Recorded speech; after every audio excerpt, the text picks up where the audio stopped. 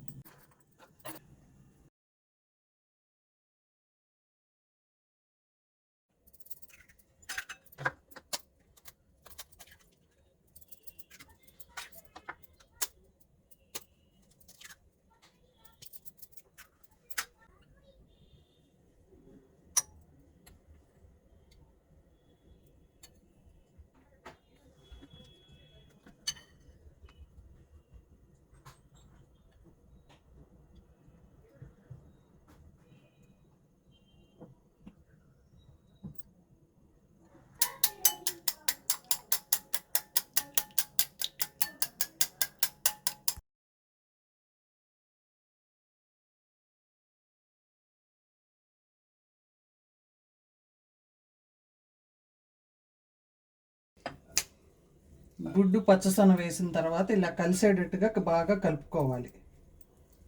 కోడిగుడ్డు పచ్చసొనని చల్లారిన అన్నంలో కలుపుకుంటేనే రుచిగా ఉంటుంది, వేడి అన్నంలో కలపకూడదు. దీన్ని పక్కకు పెట్టుకుందాము. ఒక గిన్నెలో నీళ్లు తీసుకుని ఆ నీళ్ళల్లో కొంచెం నూనె, కొంచెం ఉప్పు వేసి బాగా మరిగిన తర్వాత అప్పుడు ఇలా వెజిటబుల్స్ వేసి ఉడకబెట్టుకోవాలి.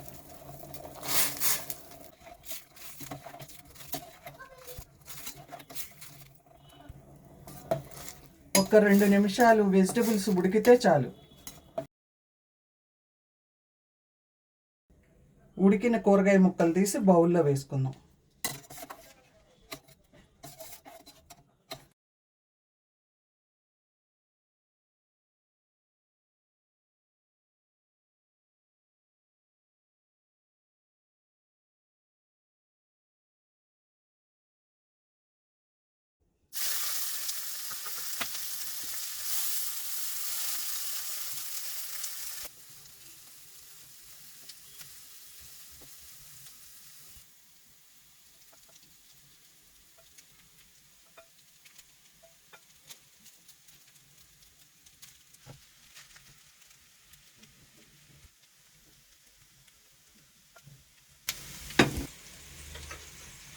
తిప్పుదాం.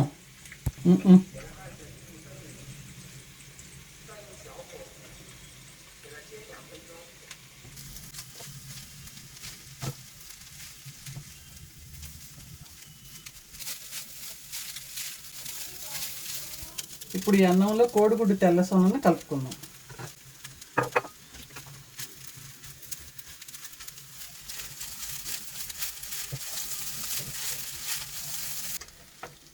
ప్రతి మెతుక్కి కోడిగుడ్డు సొన అంటేటట్టుగా ఇట్లా తిప్పుకుంటూ ఉండాలి.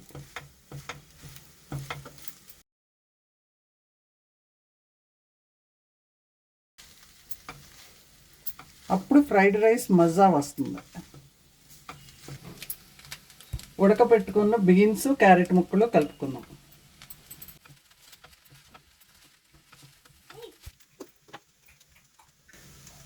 రుచికి సరిపడా ఉప్పు వేసుకుందాం.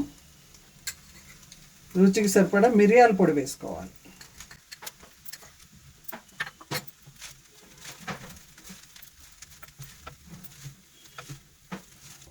ఇప్పుడు ఎగ్ ఫ్రైడ్ రైస్ లాగా గుమగుమలాడుతూ ఉంది.